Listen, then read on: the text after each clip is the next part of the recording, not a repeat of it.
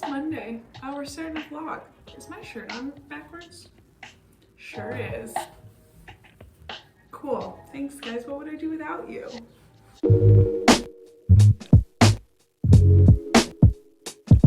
All right, we're back. Hi. You may or may not know this, but I have a little bit of an obsession with Blueberries. Blueberries. Ellena Savage and Blueberries. I know, we're going here again. Half of you just rolled your eyes at me. I get that. But I do. I love this book. It's a essay collection. It's one of my favorite books of all time. Ellena Savage has a Substack. Literally everyone on the earth has a Substack. I subscribe to way too many newsletters. I've talked about some of them on here before. Definitely Brandon Taylor's Substack is high quality. Anyway, Ellena Savage has a Substack. It doesn't come out very often. It's not updated regularly. You know, I did some back reading. In December of 2020, she has a post, newsletter, whatever, listing some of her favorite books that she read in the year 2020. Some of my favorites, which were mostly not published this year and are not relevant to any news cycle, in case you need some holiday reading. And then she lists a ton of books. Some of them have been on my TBR for a while. Some of them I already had copies of. Some of them I purchased. Some of them I've already read. So here's a sample of what's on here. All My Puny Sorrows by Miriam Toews, which I have already read. And I thought was good. It's about a pair of sisters, one of whom is suicidal. So it's not a cheery book, but it's good. The Copenhagen trilogy, which I've been really wanting to read. I just haven't gotten my hands on a copy yet, but I do really want to get there. Carl Jung, which is funny. Discipline and Punish by Michel Foucault, which I definitely read in college. Ties by Domenico Sternone, which I have talked about on this channel before and really love that book. It's written in 3 parts, does like cool form stuff, and a lot of people think Domenico Sternone either is or is married to the real Elena Ferrante. Educated by Tara Westover, I've read that and really enjoyed it. Lydia Davis, who's the queen of the micro story, love that. Okay. And then here's the pile of books that I have on my physical TBR that she mentions in here. The Door by Magda Szabo. The Door is an unsettling exploration of the relationship between 2 very different women. Magda is a writer, married to an academic. So am I. Emerence is a peasant, illiterate, impassive. That sounds great. Friend by Sigrid Nunez. I've been really wanting to read this. I read What Are You Going Through by Sigrid Nunez and really enjoyed it. I got this in a little free library. The Emissary by Yoko Tawada. I had never heard of this. I ordered this just because it appeared on this list. It's a Japanese author. The Emissary is a breathtakingly lighthearted meditation on mortality. A lighthearted meditation on mortality? Come on. And then this is the other one I had never heard of and ordered only because it was on this list. New People by Donzi Senna. I have to be honest, so I picked this up because it was on the list, and it was a cheap copy of it. I gotta tell you, the blurbs on the back are Entertainment Weekly, O, the Oprah magazine, and People on the front. And if I saw this anywhere with those 3 blurbs, I would never, ever, ever read it because those signify to me that this is probably pretty commercial, but I'm gonna try it. Also on this list, she said a book that hadn't come out yet, but that she had read because she's Ellena Savage. Higher Ground by Anke Stelling, and this is translated from the German, and actually Scribes sent me this. It's an ARC. This says came out May 2021, so it's out now, but this is an uncorrected proof. And then lastly, A House in Norway, which I had read a review of this written by Savage. Let me pull it up. The headline of this review is Selfish, Grumpy, and Unkind. That's my kind of woman. And when I read this, I immediately was like, I have to get my hands on this book. So I ordered it a while ago and I haven't gotten around to it. A House in Norway, translated from the Norwegian. So that is six books recommended by Ellena Savage. I'm not gonna read all 6 on this vlog because this would be the world's longest vlog, but I'm gonna read a few of them. I'm gonna start with A House in Norway since it's been on my TBR the longest, and then I'm gonna let the mood take me after that. I am excited because this is gonna be a lot of books in translation. So this is Norwegian, this is Hungarian, English, this is German translation, This is English, but she's a Irish author, and this is translated from the Japanese. So this is a pretty international list, which is very cool. It's gonna be an international reading week, regardless of what I choose to pick up. So I'm gonna start with A House in Norway, Selfish, Grumpy, and Unkind, just like me, and see where the world takes us. But now I need to get in the zone, and I'll talk to you guys later. Someone has book mail. Do you know what you ordered? Hardcover. You're a Rockefeller? What is that? Hate to see that evening sun go down. Collected Stories by William Gay. Haven't you read that already? I've read a few of the stories. One of my favorite short stories of all time is called The Paper Hanger. Yes, I remember The Paper Hanger. You read it out loud to me once. I did.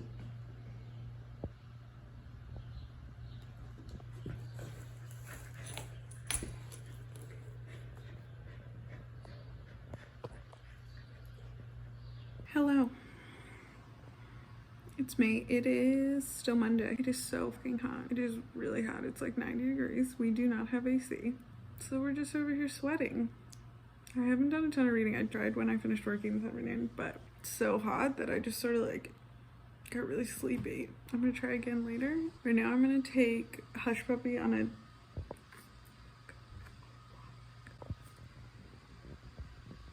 and we're gonna probably walk over to the neighbor's house and play with the neighbor's new puppy. Her name is Maggie and she's cute and Hush Puppy loves her. And then I'm gonna come back here and make dinner. And then we're gonna watch Mayor of Easttown, which I don't need to tell you about because everyone in the world is watching, but it's on HBO. It's a good, very genre murder mystery. Kate Winslet is amazing. None of those things are book related. I'll be back in a minute. It'll be more than a minute for me, but for you it'll be a minute. It's walk time.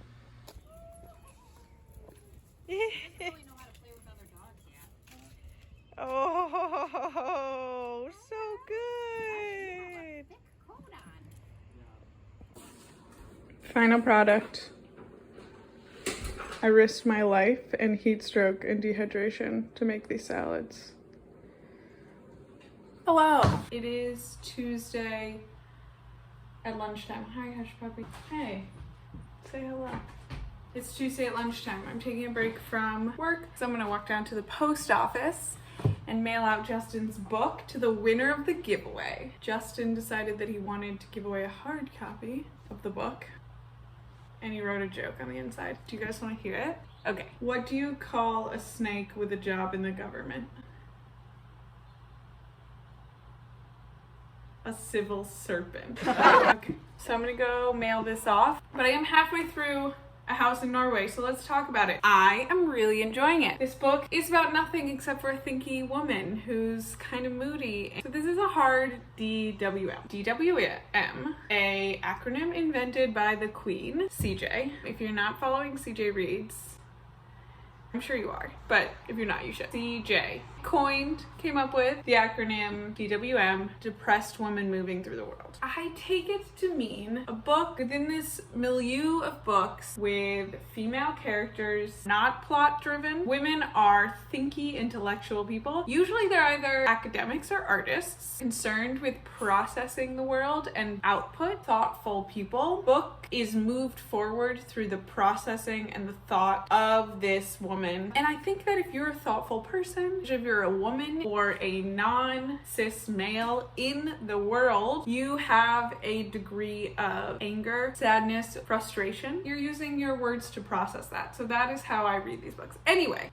I would say this is a DWM book. Our main character is Alma. She's in her mid-30s, recently divorced. She buys this rundown house in Norway on the water, and to make ends meet, she rents out an apartment on that property to a couple from Poland. Alma, our main character, is a textile artist, which is so cool. She like weaves tapestries. She uses these tapestries to consider what she is thinking about at that time. She does one about about femininity and feminism. She does one about teenagers and the process of coming of age. I really am enjoying hearing about the process of her making the tapestries. And not a lot other happens besides being in Alma's head. She doesn't like other people, and she openly says things like, I will wait in my house until the neighbors are not outside so I don't have to make small talk. Her boyfriend says, it's not normal that you don't like to socialize. And she's like, who gets to decide what's normal? I love that. Very relatable. There's also a lot here about xenophobia that I didn't realize was going to be a major theme of this book, and it definitely is. It almost reminds me a little bit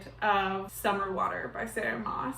This idea of insiders and outsiders and the looming reality of Brexit, not ever explicitly discussed, but this idea of people who present themselves as liberal, progressive, and consider themselves that way, and then are confronted personally in certain ways that perhaps their actions don't match their proclaimed ideologies. So that's where we are halfway through. Yeah, so it's Tuesday afternoon. I'm gonna walk down to the post office. I'm gonna keep working. Tonight, we're gonna meet up with some friends at a beer garden for a drink. Cool. They're only American. What else do they do, like Der Spiegel, I think. Yeah, that's the only one I would be able to recognize. Okay. That's a big thing. Yeah, they're like the biggest media company in Europe, I think. Hello. It is Wednesday evening. I went to the gym after work today and took a cold shower. Still complaining to you about the heat, sorry. I haven't done a ton of reading because it's been a really busy week at work, and also it's kind of too hot to read. But Justin is doing a book talk, a little event to promote his book tonight. So I'm on my own. So I'm going to make dinner and then sit with my little dinner and my book and have a nice evening. And then maybe I'll have actual updates for you. I'm working on a little eggplant action, a little cauliflower action. It's gonna be delicious. All right, we got some roasted veggies, a little dill Greek yogurt dressing. We got a house in Norway. It's dinner time.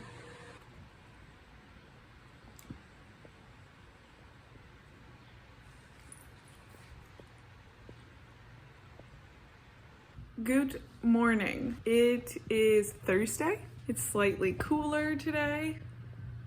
Sorry for the constant weather updates. This is a weather vlog. I'm about to take that guy and I finished this guy. Should we talk about it? Can I sit with you? House in Norway. I really enjoyed it. It is a very me book. It's an interior, thinky, artistic woman. Nothing happens. There's no plot. We love that. A woman named Alma who lives alone. She has some antisocial, agoraphobic tendencies that I found relatable.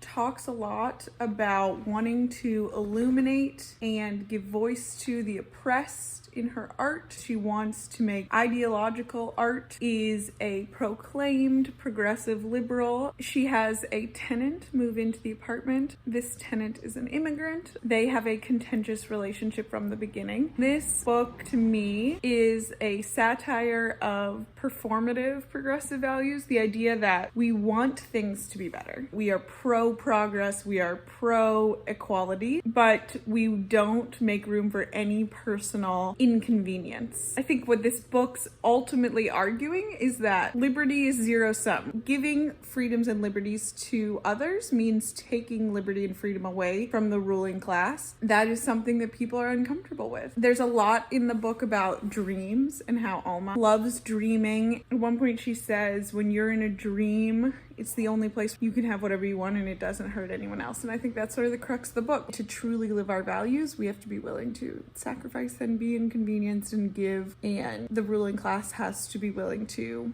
step down to allow for a more equitable playing field. That's what I got from this book. I enjoyed it. This will come as a surprise to you, but I don't speak Norwegian. So I'm sure I'm gonna mispronounce this name, but Vigdis Hjorth. I should have looked it up. This woman is often compared to the other biggest Norwegian writer, the one, the only, Knausgård. I would like to run an analysis where we see how often I mention Knausgård in my videos. Anyway, there's one other Vigdis Hjorth.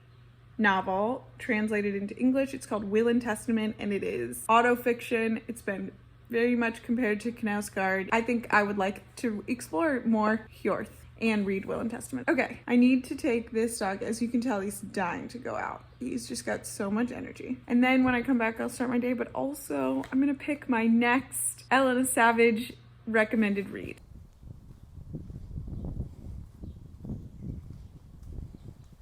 It is time to procrastinate the workday by choosing the next book. Here's the stack. The Door. Introduction by Ali Smith.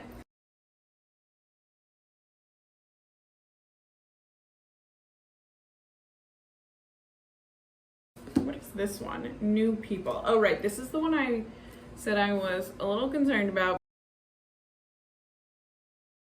I might save this for like a vacation read. It seems like fun, a little lighter maybe than my usual reads, or maybe I'm just a pretentious jerk.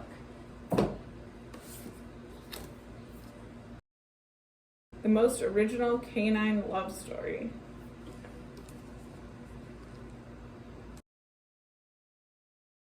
It's right around 200 pages. I feel like it would be a quick read. The Emissary. I want to read this too. Okay. Rebecca. This is something that happens to me a lot when I finish a book. I freak out because I want to read every book on my shelf. There are too many options and I just get paralyzed by choice, which is insane. If I just picked up a book, then I could read more books instead of wasting the time thinking about wanting to read all the books. I think I'm gonna read The Friend right now. Again, I think it'll be quick, so maybe I'll have time to do a third book before this vlog is over. I'm gonna read The Friend today.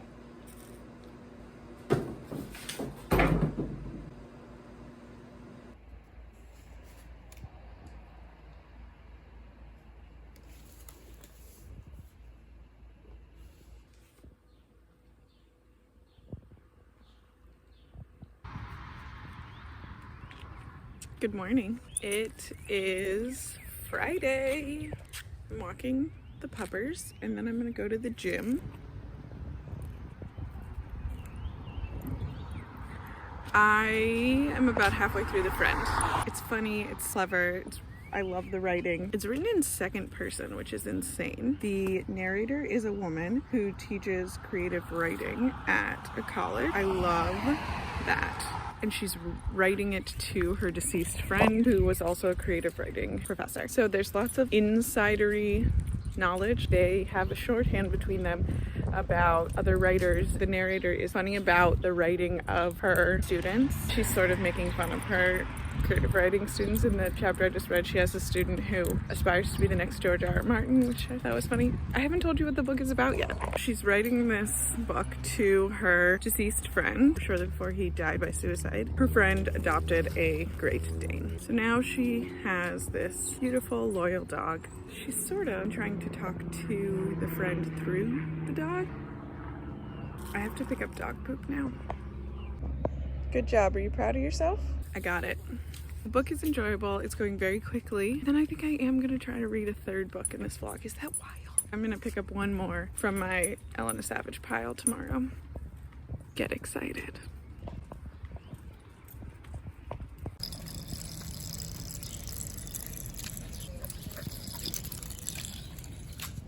Friday at lunchtime. The mail just came. There's tons of book mail and it's literally all for Justin, so that's infuriating. There's a wedding invitation. That's sweet.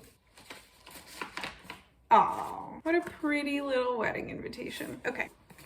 I finished The Friend. It was great. So sweet. Books about dogs, relationships with dogs, how much we love dogs are often cheesy. And this one wasn't. This one was great. We have our narrator. She's a professor. She's a writer. She's trying to work on a book about victims of sex trafficking. Her close friend of several decades has died by suicide. She inherits his Great Dane. The book is incredibly interior. It's just her grappling and processing this grief. The book is written almost entirely in second person. This book's main major theme beyond grief and friendship is my favorite theme in books. I love to read about books that ask this question, which is, what is writing for? What can writing do? This book really grapples with that, and I love it. Can we use writing to heal, as our narrator is trying to do through her friend's death? There's this amazing section, the penultimate chapter, the second to last chapter. Okay, this is about to get really meta. We have those two friends, the narrator and the deceased friend, in an imagined conversation in which he was found before he died, and he did not succeed he had a failed suicide attempt. She's imagining the conversation where she's visiting him at home as he's convalescing. He asks her, "Are you still writing the book about sex trafficking?" She says, "No, I can't. It's too cruel of me to write about these women's stories." And they have this sort of back and forth debate about that fact. Is it cruel to write about other people's suffering? He says, well, if you feel bad about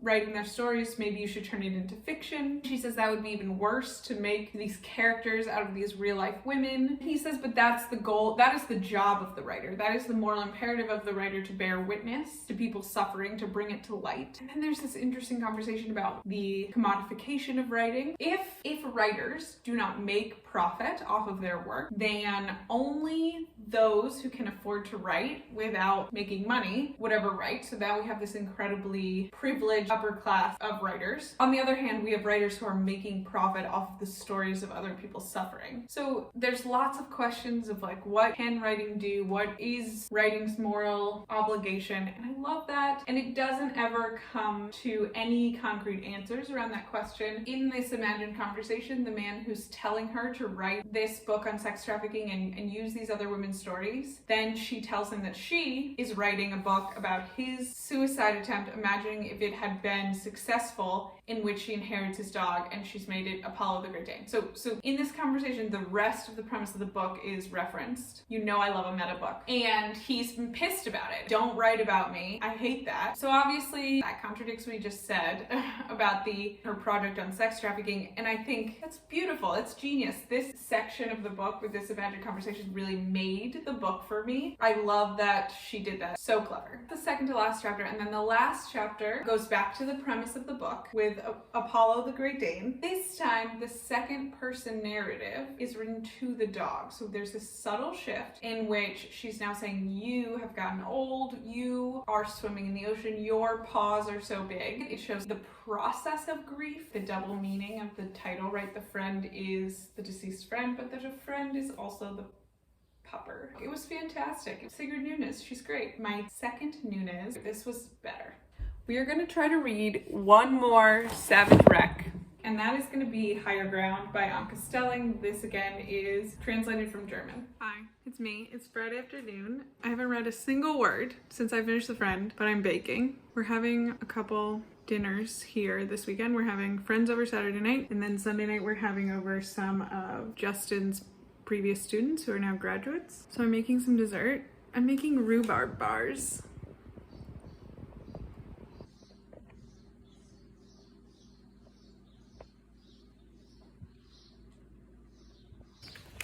We going to get Soft serve. We're going to get ice cream. Soft serve. It's some real Summer Friday shit happening right here. This boy said, I'm taking you out on a date. One scoop only.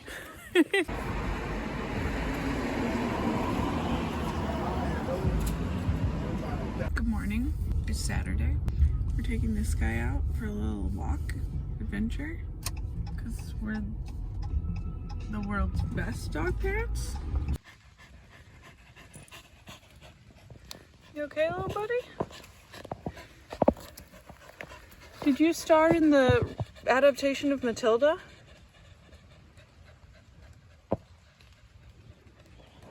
Hello, it's me. It is Saturday afternoon, Saturday evening. We had a wonderful little nature walk with Hush Puppy. Got him really good and muddy. Had to hose him off when we got back. We have friends coming over for dinner in a few. So I've been working on some stuff. We got a big salad with feta and dill, veggies that are gonna go on the grill, and some flatbread that's gonna go on the grill. Should be good. And I'll serve it all with a little tzatziki. What else is going on? I have been reading Higher Ground. I'm about 75 pages in. Not too much to report yet, but I'm really enjoying the writing. It is written in first person, although she sometimes refers to herself in third person. The woman's name is Resi. Resi. She is writing this to her oldest daughter. We're currently still getting the background. She has this group of friends who she's been close with for a long time. They grew up together, although she is the least economically stable of all of them. They all grew up wealthy and she did not. I think this has been an ongoing conflict around her. She talks about like developing class consciousness. Something has come to a head in this relationship and it is now over. And we don't know exactly what it is, but it has to do with writing about her friends and them not appreciating that. The book is clearly grappling with some of the same questions I was talking about in The Friend by Sigrid Nunes. Who gets to tell whose story? Who doesn't want to be written about? All of those things. I'm excited to keep going. It looks really good. And then I do have a piece of book mail to show you. Let me prop you here. I did get a book today. The Portrait of a Mirror by Natasha Jukowski. Natasha holds a BA in English from the University of Virginia. She spent 5 years in the art world. Philadelphia Museum of Art and the Met. Portrait of a Mirror is her debut novel. Wow. Wes and Diana are the kind of privileged, well-educated, self-involved New Yorkers you may not want to like, but can't help wanting to like you. Rousing real sympathy for her flawed characters. We love a flawed character. Piercing exploration of narcissism, desire, self-delusion, and the great mythology of love. Abrams Books, which is an imprint of Hatchet. Thanks, Abrams Books. So I have a little bit of time before my friends get here. I'm gonna pop open this bottle of rosé, you know, taste test it, do a little poison check, make sure it's not poisonous. You're welcome, friends. Another one came, and then they were moving in like coordinated movements, and all these passengers were like, "That's exactly what happened. It was glowing." And There's a when she first took office, like made fun of the Space Force, and then they were all like, "Sir, the space." Good morning. It's Sunday morning. Hush and I just got back from a walk. We're sitting on the front porch. In a little bit, we'll walk down to the farmer's market. I'm gonna spend the rest of the afternoon, I think, doing some gardening, tending for my veggies. And then tonight we have Justin's former students coming over for dinner. I'm gonna make red beans and rice. This is a recipe I've been making since I was 18. Okay, I want to talk to you about this book. I'm having lots of thoughts. Higher Ground by Anka Stelling. I'm about halfway through. Our protagonist's name is Resi. She is an artist, a writer, and all of her friends are more wealthy than she and her husband. Hey babe, you don't want to go to the farmer's market? Okay. Is that alright? Yeah, I'll go without you. Okay, thanks. Do you want me to get you a pastry? That'd be lovely. You don't get a pastry if you don't go. What was I saying? They've been friends for a very long time. Resi wrote an article and then a book about the inequality in this friendship, and specifically the fact that all of her friends moved into this building together where they all own their own homes. It's not clear to me. It's not clear to me what that is. I don't think that exists in the States. And Resi and her husband rent. This is a theme that very much was at the center of a house in Norway, between the rift between those who rent and those who own. We see that again here. This is clearly a theme that I think Savage is interested in exploring and reading about.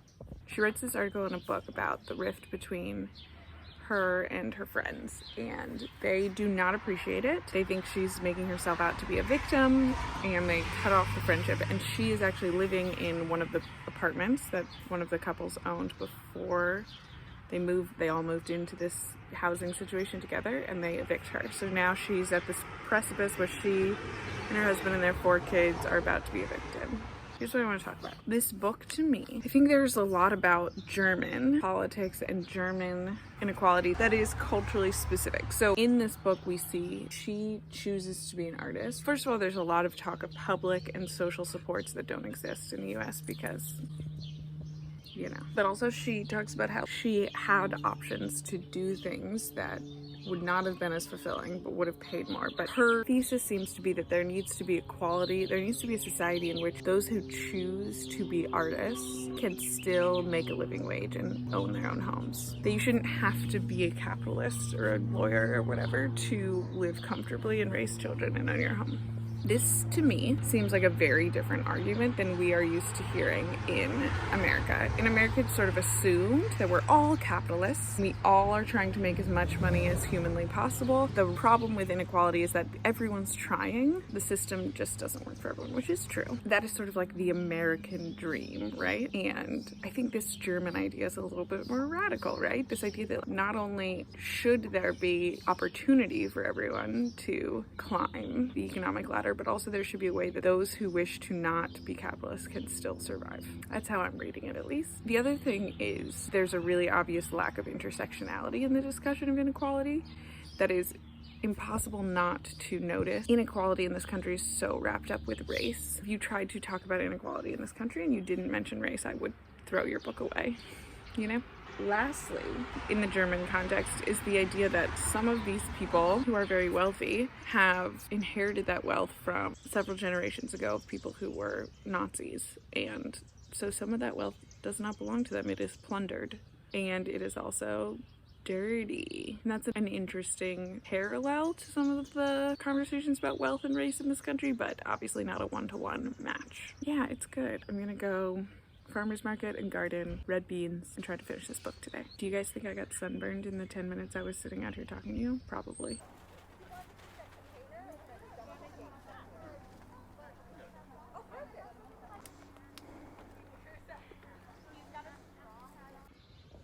You're my first pea.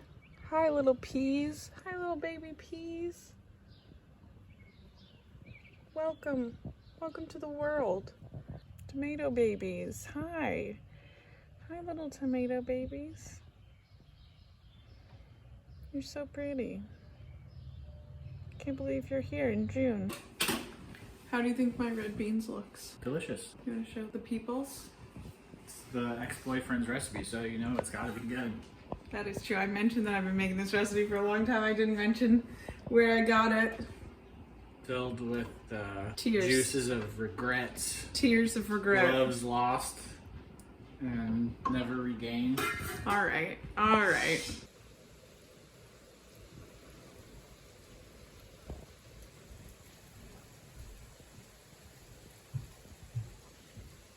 Good morning. It's Monday morning. Just got back from the gym. Here on my desk for another beautiful week of work. I finished Higher Ground and I want to talk to you about it. Higher Ground. Let me start out by saying I really enjoyed it. I really liked it. In fact, really enjoyed all 3 of these books. I think they're all 4 stars. Maybe The Friend is like 4.5. I loved all 3 of these books. I should have known Ellena Savage would have my back, you know? Great week of reading. This book. Okay, I've talked about the premise before. We have this writer, Resi. All of her friends have more money than she does, and they all enter into this living situation where they build this like part commune, part architectural feat of beauty with walk-in closets and they invite her and her family, she has 4 kids, even though she can't afford it. They offer her the money for a down payment so she can come stay and live with them, and she turns it down. She doesn't want their charity, and then she writes a book making fun of them. This ruins their friendship because where she and her family live, the apartment where they live, is actually owned by one of these friends. She's now being evicted. There's no resolution to that. Not a plotty book, written as a letter to her 14-year-old daughter. Let me tell you how it really is. It feels very reactionary and angry. It's like, I'm pissed at the world is not fair. I'm gonna write it all down and tell you exactly what it is. There's also a lot about what she learned from her mother, specifically around like diet culture, men, and I loved it. I loved all that stuff. Critiques of this book. So I think it's really easy to read this book and roll your eyes because our narrator, our protagonist, is not likable. She sucks. I mean, she's smart and she's funny and she's dry and witty, but she is constantly victimizing herself, and this is a refrain. Her friends are like, you don't get to be the victim, and she's like, yes I do. But the point is that what she's complaining about, her hardship in her stratosphere of not being able to access wealth, is that she and her kids don't get to go on vacation during school holiday while everyone else is going to Mallorca. She said she doesn't get to go to Mallorca. It's really easy to roll your eyes at that and be like, wake up, you have it so much better than other people. But I think that's the point. I think that the point of the book is that you're supposed to be like, you are privileged and it sucks. When we hear her friends say, you don't get to be the victim, they're saying they're the victims, right? And she's saying, no, I'm the victim. Meanwhile, there's this looming understanding of refugees that live in Berlin. We're like, no, trust me, I'm the victim. And I think like the idea, what you're supposed to get out of this book is not like, oh, who really is the victim? What you're supposed to get out of this book is everybody in capitalism feels that they're the victim. Unless you are Jeff Bezos, there's one person at the top who feels that they've won, and everyone else is suffering within this system. Everyone feels that they're the victim, and I think that is exactly right. And I love this book. Also, there's a lot of reference to Virginia Woolf and A Room of One's Own. Her room of her own is a broom closet where she writes her book that becomes a prize winning. Also, there's a point where a journalist comes to interview her, and the first thing the journalist asks is, you have 4 kids, how do you manage to write a successful novel? And she is pissed at this question, as she should be, which I love. And she says, I don't manage. And that's great. I recommend this book. I really enjoyed all 3 of these books. They all explore the same or similar themes, which is not surprising because they're the same themes that show up in Savage's essays. And I love that we got to explore them in fiction. Main themes in these 3 books are economic prosperity and inequality, specifically tied to homeownership, as well as the role of writing and what writing can do and what writing's limits are and who gets to tell whose story. Of course, there are other themes. There's the theme of grief, the theme of cute puppies, motherhood, things that are passed down from generation.